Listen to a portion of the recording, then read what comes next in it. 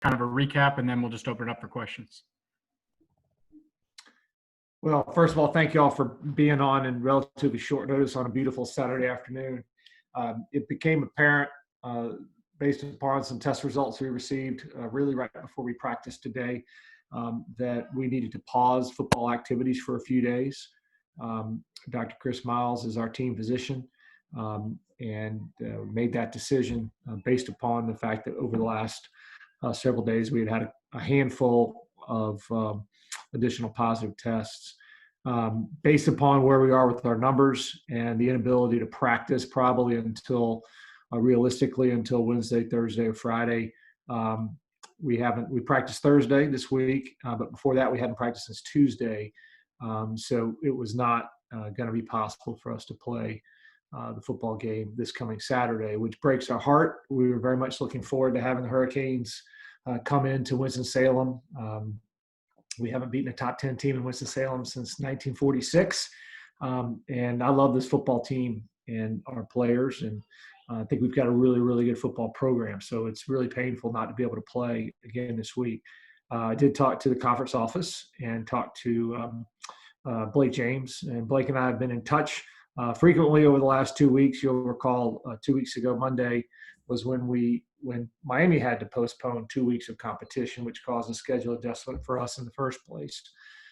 So they were working their way back to health, and we were working our way back to health. And as it turns out, it's the right decision to go ahead and make this call today for the health and safety of our student athletes. Let me just stop there, and I'll answer whatever questions you want to that I can answer within the realm of medical privacy. Is it safe to say that it's kind of like a death of 1,000 cuts, and that has been a test here and a test there, and not like a big group all at once? And in a way, has that made it worse? That's exactly the metaphor that I would use. I mean, it's paper cuts, and it's very frustrating. And you can imagine our student athletes, they got to practice on Thursday, and they were jacked up, and they went over to the pit, and Tim Vandermeersch of our dining service gave them an incredible Thanksgiving meal. They were feeling really good, and then to have this today is really disappointing. But our guys are resilient, and I still want to play football, and we'll be looking forward to getting back out there. John, do you have any hope of – I mean, the schedule's running out of dates. You're running out of runway. You know what I mean? Is there any way to reschedule it, or is it just probably a non-starter? I don't think it's a non-starter. I think that I believe that and in terms of having hope, I have belief. I have belief that our team's going to play football again. I would love to play the University of Miami. They currently have a game with somebody else on December the 12th, and we have a game with Notre Dame on December the 12th. I did call Jack Swarbrick just a short while ago just to let him know that we should be fine to play that game in Winston-Salem on December the 12th.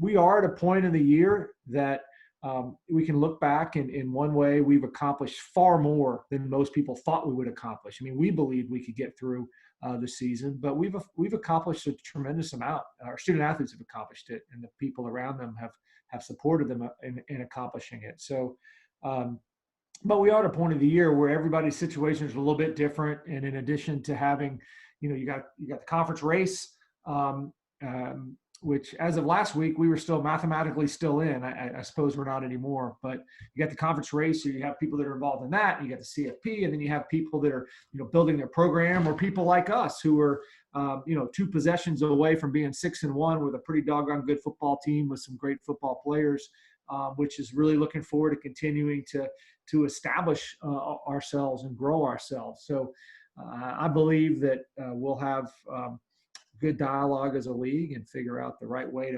to land the plane, so to speak. And as Commissioner Swafford pointed out, or Amy pointed out in the release yesterday about the Virginia Florida State game, I guess the ACC's percentage of games scheduled that have been played is really, really pretty high, considering all the challenges that we faced. John, at one point early in the year when you guys were playing games, you and Coach Clausen were very complimentary of the players following protocols. And is it a logical step to take where are they not adhering to the protocols as well? Are they not adhering to social distancing as well? Oh, I don't think so, Connor. I mean, I think that is a logical question to ask. I believe that this is really a reflection on where we are as a state and a county. We've got greater community spread than we've had at any point since a long, long time ago. I'm not a good epidemiologist or virologist, so I can't quote all the numbers, but what I read in the Winston Journal this morning said we got the most cases and blah, blah, blah. And that's happened on our campus. Um, and, and, that's, I believe that it finally got to us. And um, I don't believe it's our guys not doing good things. I believe it's just a process of, man, we did so good for so long, but sooner or later that thing comes in through the cracks and gets you. And it's gotten us in this case. And again, Connor, if you look at the volume of cases, and back to Les's question, it's not like all of a sudden we had 30 positive guys. I mean, I've read about some teams out there that have like 75% of their guys have already had COVID and stuff like that. I mean, we're not anywhere close to that.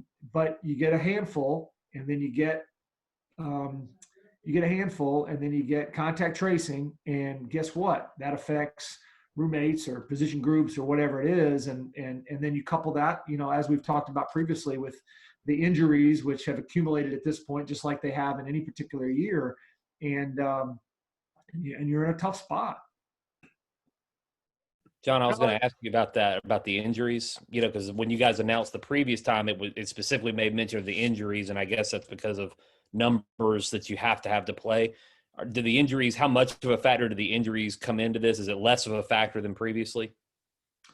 Today's decision was really about the accumulation. Today's decision wasn't as much about numbers, Aaron, as it was the fact that we had 4 or 5 cases over the last 4 or 5 days. When you're trying to figure out, are they all living in the same place, or are they live in different places? And if they live in different places, it's actually worse, because then you're not really sure where it comes from. And then you get the safety decision. And again, this comes back to safety.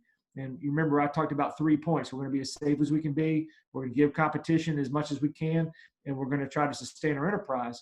And it comes down to safety. And the safe thing to do right now to try to stop the spread and give ourselves a couple of days of testing results where we have nobody positive is to stop activities. And so today's thing is really not as much about the quantity. It's more about the fact that we've had kind of a drip, drip, drip, and boom, we need to shut it down for a few days. And therefore we're not going to be able to practice. And, so it's, then you get into a different kind of safety issue, because if you haven't practiced football, but 2 times in 3 weeks, you can't go, it's not safe at that point to go put your team on the field against another team. The Hurricanes are coming back in the same, I can't speak for them, but they're in the same position coming back from being out for a couple of weeks as they try to get guys back. And I would have loved to have kept, waiting. But when we can't do football activities for several days this week, it's just the right thing to do. John, along those lines, it's the right thing to do. Along those lines, John, is there additional hope that by kind of shutting things down for a couple of days, especially with the student body already done for the semester, did you have a chance to really kind of isolate this thing and kind of stop it right where it's at? Absolutely. I mean, that's the medical design. One of the positives, I think, one of the positives we had today was somebody that was already in quarantine, right? So the safety mechanisms worked by having that person already in. They'd already identified somebody that might be exposed, and it turns out they became positive. And so the safety aspect of it worked in that regard. You're also theoretically in the time of year where interest can be a bit competing, and different players and different programs might have different goals at this time of year. To the best of your knowledge, have there been any players that have said, I'd rather just not play anymore, and choose to opt out or enter the transfer portal? I can't speak to any specifics at this point, Les. I think that I'm sure there are folks that, if you're someone that's not playing, why am I doing this and all that kind of stuff. But But at the same time, we've said from the very beginning that we're here to serve our student athletes. It's not the other way around. So if our student athletes want to play, we're going to coach them up. We're going to give them a place to play. If they don't want to play, then the decision to opt out is not a decision that comes with punitive consequences on the other side. And I'm just so impressed again that we've had such so many positive moments, and it seems like 10 years ago, but it's not that long ago that we were on the field and Nick Anderson and Suleiman Kamara and, beating Virginia Tech and on NBC Nightly News and stuff like that. And these, great moments that we've had this year. And I believe there's more great moments to come from this team, be it playing Notre Dame or playing Louisville or playing in a bowl game. We're 4-3. We have our chance to become I believe the only Wake Forest team ever to go 5 years in a row with a winning record, playing a bowl 5 games in a row. There's lots to play for this team. John, I wanted to kind of ask you, I know you're a positive guy and you're an optimistic thinker, but how prevalent is it in the back of your mind that this team could have played its last football game of the year? 0. If that becomes an outcome, then we'll worry about it then, but I'm not worried about that right now. What I'm worried about right now is safety of our student athletes and then supporting our student athletes. And we've got a bunch of seniors on this team that they're down to the kind of the last rung of opportunities to play football. I mean, some will go on and play in the NFL and all that kind of stuff. But for most college football players, this is a time of year where they're down to the last of it. And I've been associated with I guess live in person for this is 12th football season for me at Wake Forest, and I can remember some years where we really didn't have a whole lot to play for except a little personal pride at the very end. And this team is still playing for establishing themselves as an excellent Wake Forest team. John, I know you mentioned privacy, so I'll ask this, and I don't know if it's a way you can answer it in a general sense. Are players symptomatic? How sick is anybody? I guess, can you talk about that broadly? Aaron, I don't know specifically how specific I can be about that. Generally speaking, we've been very fortunate. We haven't had any.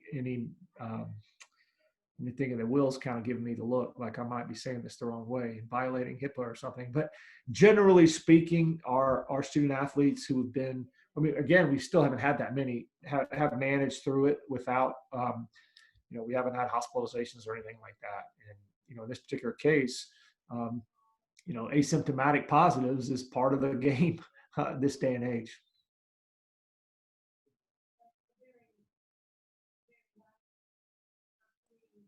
You guys all good? Thanks, John. Great. All right, Thank you, man. John. Thank you, Will. Remember, we have a women's basketball game tomorrow. We had a great victory over Davidson today. All right. Let's make sure we get that in our stories.